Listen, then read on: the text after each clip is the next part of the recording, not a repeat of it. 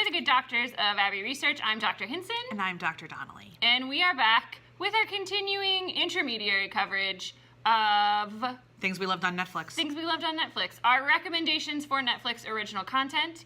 Our previous episode, we talked about Hassan Minhaj's Homecoming King, which is a stand-up comedy special that we adored. Top to bottom. All caps. Mm-hmm. Just read that in all caps. Yep.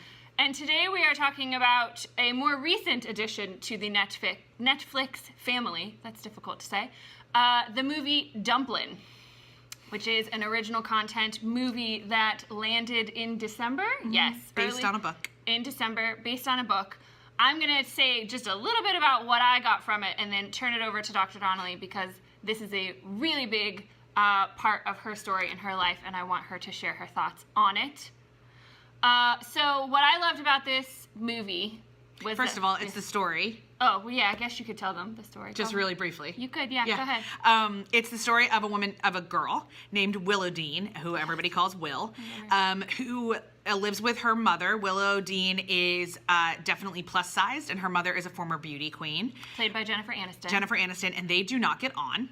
And Jennifer Aniston's whole identity, we're just going to use, I cannot remember her mother's name. I don't remember her mother's name. Jennifer Aniston's entire identity is based in this beauty pageant and still being involved in this beauty pageant. And so there's lots and lots of tension between her idealized body self and the body of her daughter. Her daughter's true love is Dolly Parton, which is one of the true delights of this movie. Like the opening scene where her and her best friend are driving, listening to Dolly Parton. Love it. Love it. And so Willow Dean decides to enter the pageant. With a band of other... Misfits, people who don't fit. Yeah. The model. Yeah. And changes everything. And in the meantime, she spends a lot of time flirting with a really cute boy named Bo. Oh my God, Bo. Bo is the next, or the new, or the improved, we haven't yet determined, Peter Kavinsky, for those of you that have seen To All the Boys I've Loved Before. By Jenny Han. It's a wonderful Netflix original content as well, which we considered talking about, but Dumplin is better. So the themes are mother-daughter stuff, body stuff, and the true love of Dolly Parton, and also the power of drag. Yes. Mm-hmm. So what I loved about this is, as a thin white woman, the majority of romantic content made in the world is directed to me. And while I enjoy this sometimes, I also love it, and particularly even more so now, when I get to hear and see stories that are true for other people that don't fit that prescribed model of what a human should look like. Because we are diverse and beautiful and wonderful, and I want to hear and learn about as many stories as possible. So that was what I loved about this movie. I mean, I loved the romance. It was so cute. I loved the story with the mother-daughter and meeting expectations. All of that was things that I could identify with. But the main story of a person struggling with their body image and with their weight and with their acceptance in society is not something that I personally can identify with, but I loved that they were telling it, and I loved the way that they told it and the way that I was able to learn about that person's perspective and to discuss it with Dr. Donnelly and learn about her perspective as well. So I can't recommend it enough. We always talk about asking questions and practicing a posture of learning, which is a phrase Dr. Donnelly started using today in one of our earlier videos that we were filming. So that is really a huge part of who I am, and that's what I loved about this, was just learning and listening and experiencing someone else's joy at a piece of art that really touched them. So, Dr. Donnelly, your thoughts, comments? So I first went on a diet when I was 9, and my relationship with my body and how the world thinks about my body has been one of the largest themes of my life, entirely against my will in a lot of ways. It's been something that other people have made me think about, from everything from when I was cast in a play in high school, and I was told I would have to pay the difference between the costume that they would have ordered for a thin girl and my costume because they had to do a special order, as though that was my fault. The first time I ever made out with a boy and he touched my back fat and didn't know what to do with it and stopped kissing me because that's not where girls are supposed to be shaped. I was always All my clothes were always larger than all my friends, so I never shopped with any of my friends. A lot of my clothes were like at sleepovers, people pulled them out and played dress up with them and pretended that they were like the old fat granny or something like that. So lots and lots of stuff about my body that, whereas people that were shaped like me were a joke.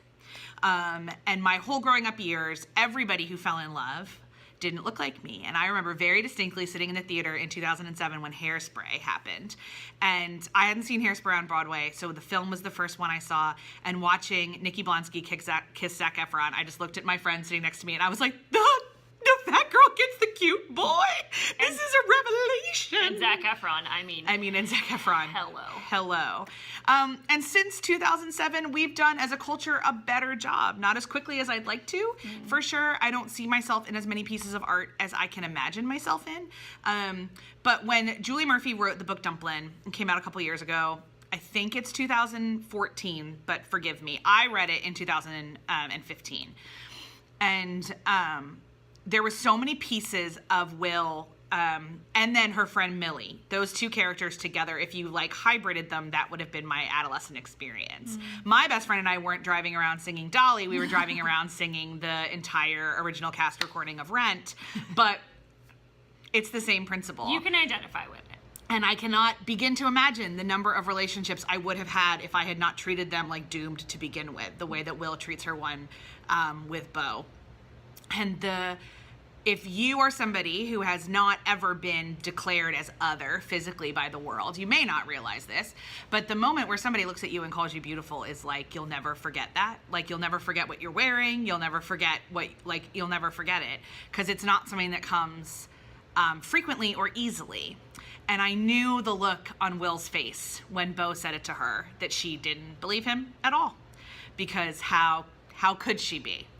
And the beautiful thing is that between that point in the movie and then the end of the movie, where we are led to believe they live happily ever after, as two 17-year-olds can.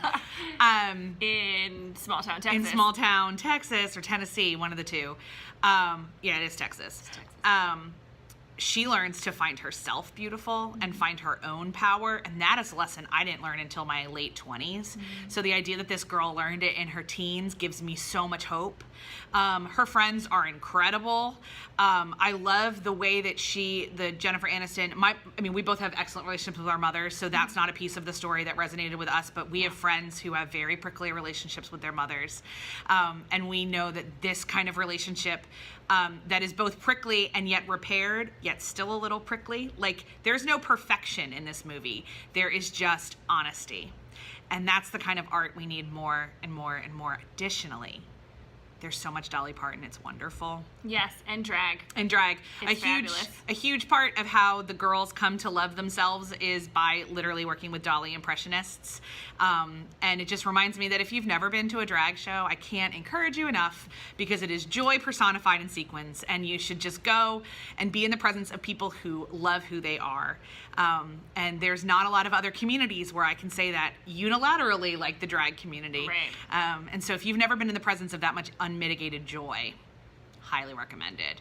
So this was a very significant movie for me. My little 35-year-old self just wanted to crawl back into my 15-year-old self and hug her and say, look, there is hope, and there is wonderfulness, and you will learn to love who you are, even when no one else, when it feels like no one else does. Because that's never actually true.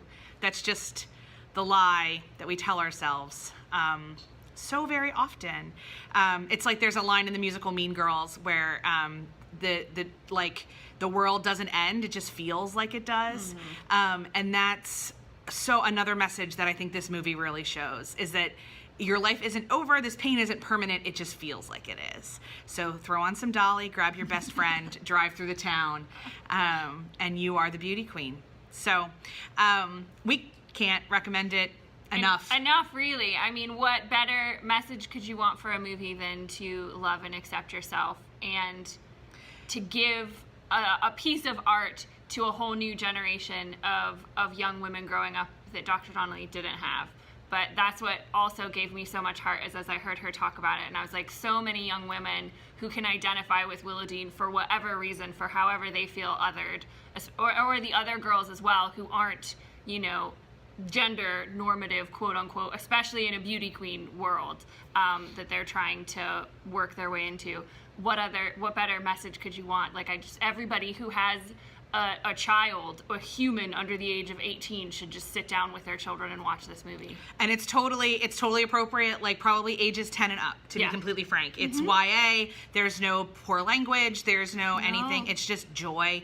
I know somebody who watched it with their 8-year-old and found it, for them, very age appropriate and thought that it was perfect. I would play a little bit safer and say it would be a little bit more like middle school than primary school, but you know your kid. So, and also we should say too that one of the great messages is that Willow Dean never becomes perfect. Like she, so yes, you should accept yourself for who you are, but you're also kind of crap at things. Like there is always room for improvement. You are enough, and that is wonderful.